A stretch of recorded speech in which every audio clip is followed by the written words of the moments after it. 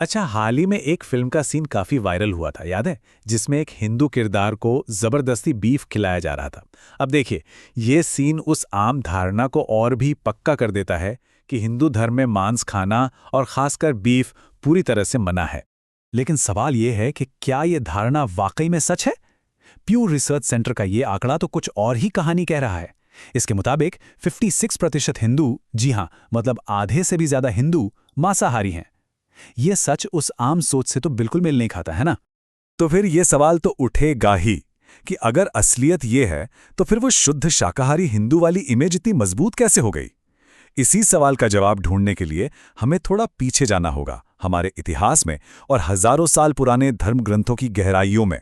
तो चलिए, इस गुत्थी को सुलझाने की शुरुआत करते हैं हमारे प्राचीन धर्म ग्रंथों से, क्योंकि यहीं पर हमें इस कहानी के कई, कह सकते हैं, दिलचस्प और विरोधाभासी पहलू देखने को मिलते हैं।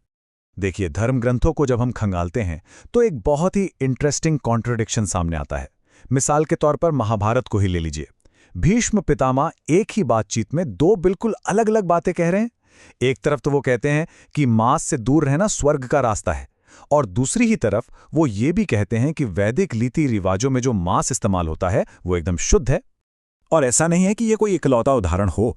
कई बड़े बड़े हिंदू ग्रंथों में मांस खाने की इजाजत का जिक्र है। जैसे व्यास संहिता और मनुस्मृति को देखिए, वो धार्मिक अनुष्ठानों में इसकी इजाजत देते हैं। अच्छा, चरक संहिता जैसे आयुर्वेदिक ग्रंथ तो इसे दवाई की तरह बताते हैं। कमाल की बात तो यह है कि उपनिषदों तक में इसका जिक्र मिलता है।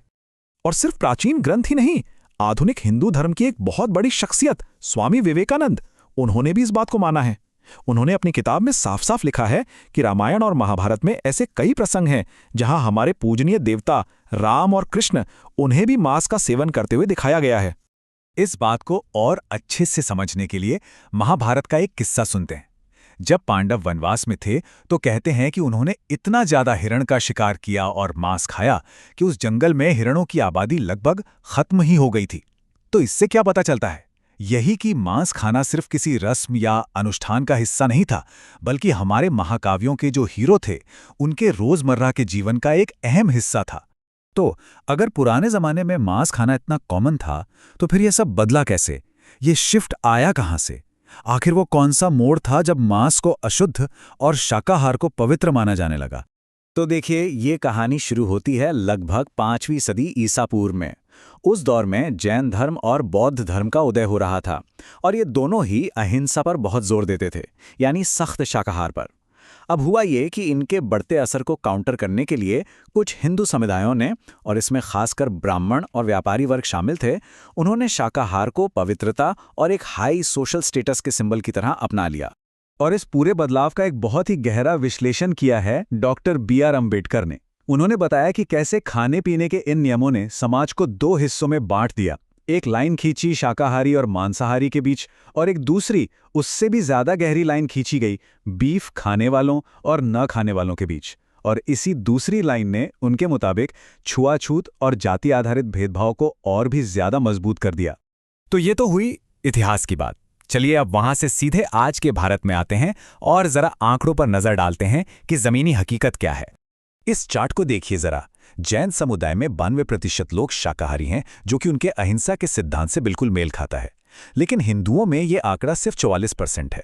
मतलब जैसा हमने शुरू में कहा था, 56% हिंदू मांसाहारी हैं।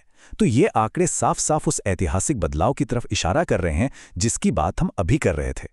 और ये जो जाति वाला एंगल है वो भी इन आंकड़ों में साफ नजर आता है। SC, ST और OBC समुदायों में नॉन वेजिटेरियन लोगों का प्रतिशत जनरल कैटेगरी के मुकाबले काफ़ी ज़्यादा है। ये बात एक तरह से डॉक्टर अंबेडकर के विश्लेषण पर मुहर लगाती है कि खाने की आदतें हमारी जाति व्यवस्था से कितनी गहराई से जुड़ी हुई हैं। सिर्फ जाति ही नहीं, भूगोल का भी बहुत बड़ा रोल है इसमें। जैसे राजस्थान को देखिए, एक लैंडलॉक्ड राज्य है, वहाँ शाकाहार का प्रतिशत बहुत ज़्यादा, करीब 63% है।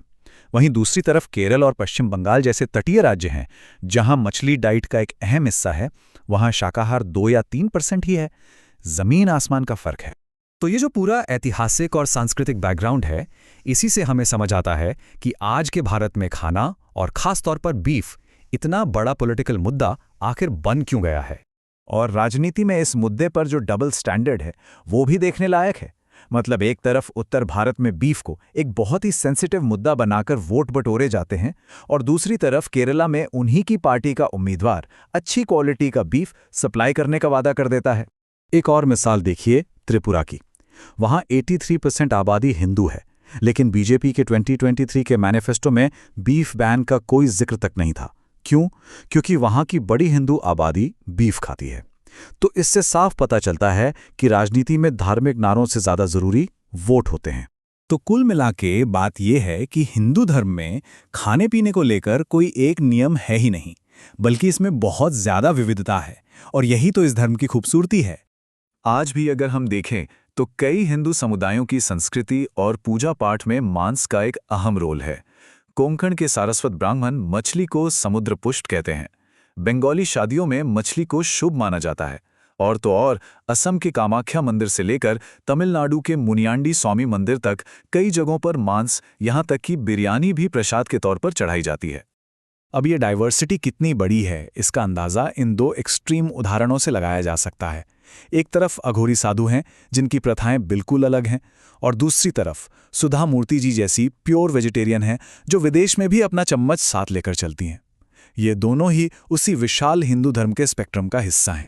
एक बात साफ समझनी चाहिए, वेजिटेरियन होने के कई बहुत अच्छे कारण हो सकते हैं, जैसे पर्यावरण की चिंता, जानवरों के प्रति अहिंसा का भाव या फिर अपनी सेहत। ये सारे बहुत मजबूत कारण हैं, लेकिन ये एक पर्सनल चॉइस होनी चाहिए जो इन वजहों पर टिकी हो, ना कि किसी को धार्मिक तौर पर खुद से कमतर समझने की झूठी भावना पर। और आखिर में ये सब हमें एक बहुत बड़े सवाल पर लाकर छोड़ देता है। अगर किसी धर्म में आस्था और परंपराओं का इतना बड़ा स्पेक्ट्रम है, इतनी विविधता है, तो फिर ये कौन तय करेगा कि क्या शुद्ध है और क्या अशुद्ध? ये एक ऐसा सवाल है जिस पर हम सबको सोचने की जरूरत है।